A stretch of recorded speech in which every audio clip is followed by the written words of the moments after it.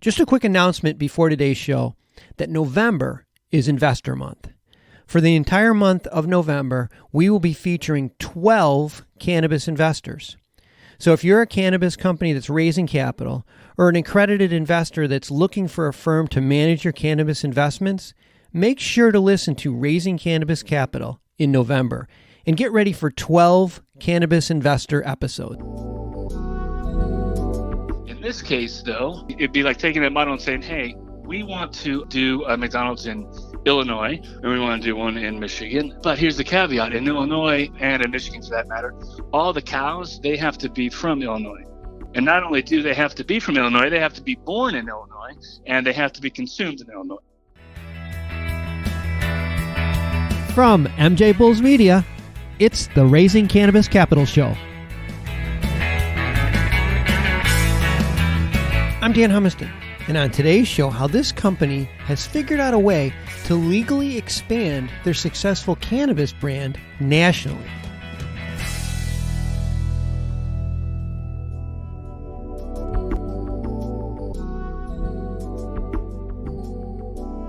Today on Raising Cannabis Capital, we're joined by John Cushman from Clear Cannabis. John, welcome to the show. Hi, thanks for having me.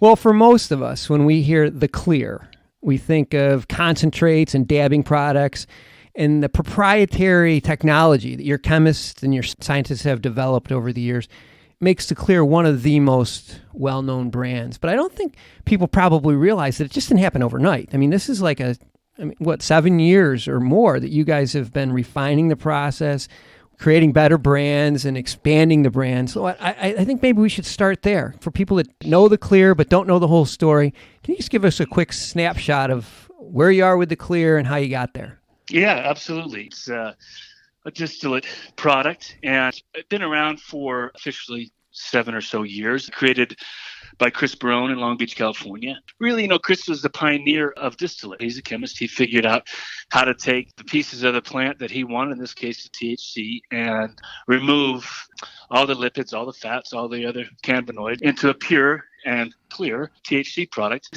Throughout that process, he also had some proprietary flavors that he came up with to add back in. And, at the end of the day, what the Clear gives the community is a consistent product that is the same regardless of where you are and when you enjoy it. And I think the name Clear really defines the product because it's so pure that you can add the flavoring and there's no distractions from any impurities.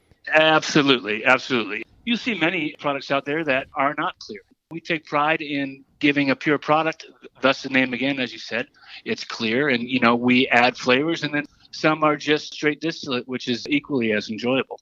Did I read that the flavors that you add, you guys produce yourself? It's not like you get them from a third party. It's all taken care of in-house? Yeah, we blend those with various compounds, terpenes, and then push back into the distillate for the 17 flavors that we have. Wow, that's really the key right there. But we're going to jump ahead here, but I'm going to circle back. Sure. Cannabis laws. They create all these challenges, but they also create opportunities. And, one of the biggest challenges that we all know about is crossing state lines. And you guys have identified an opportunity here. And you figured out a way to a national brand without violating any of the cannabis laws. And it's really where I want to dive into today. And that's Clear Cannabis Inc. It's a separate, non-plant touching entity. You're able to license your proprietary technology and all the non-cannabis products that you already created.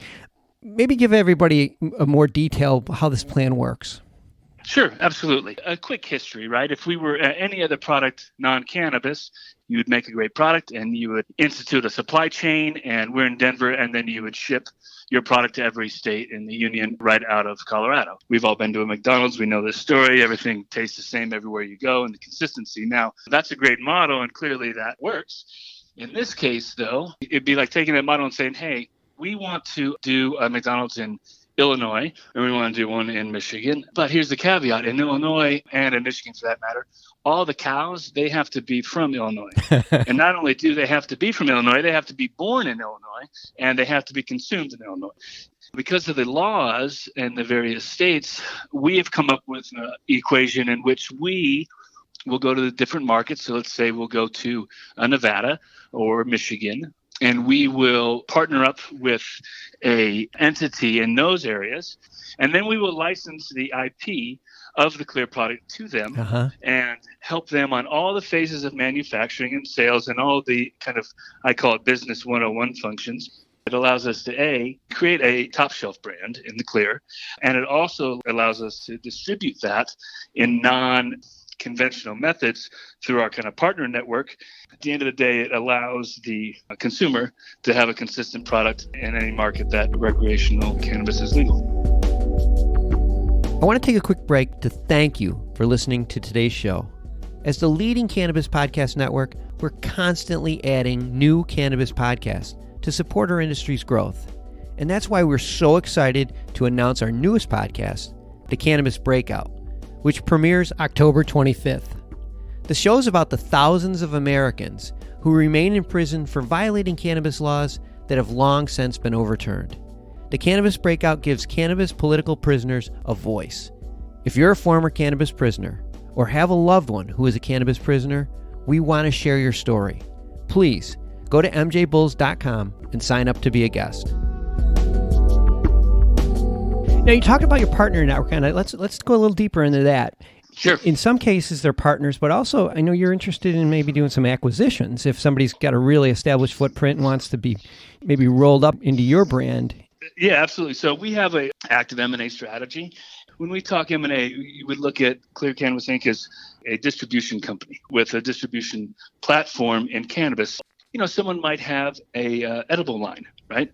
And they may be in only one state with no avenue to grow or no avenue to distribute or to go further into the other legal states. That would be something where we could come in and if, everything aligned, we could roll them up into our network, and whether it would be under the Clear name or their own name, there's numerous different ways that it could be done.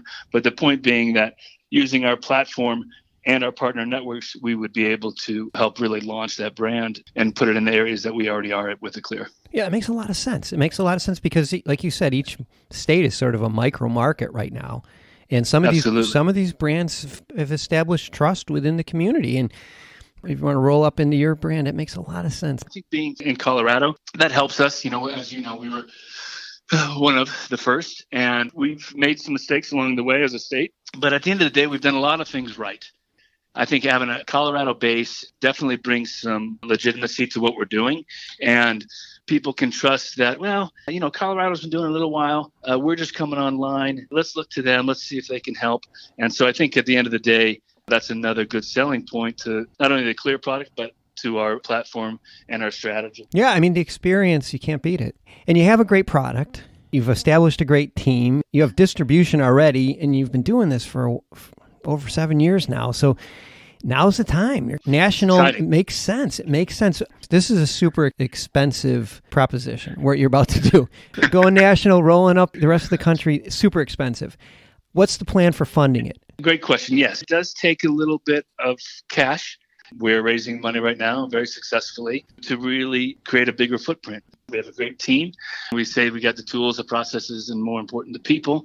Obviously, we've talked about we have the product. So, yeah, we're raising money, like I said, successfully, and there's still some positions there. Like I say, it's not fully subscribed. Yeah, I mean, I'm just sitting here counting all the opportunities that I've heard just in this interview. I mean, for one, really, I mean, I'm sitting in a new state. Let's just say this state comes on. I have the opportunity is I can partner up with you. I could be acquired by you, or I could invest in your company. This is one of those shows where just about everybody that listens to this show may be able to participate in this opportunity. Those are three great areas that kind of changes the whole vertically integrated.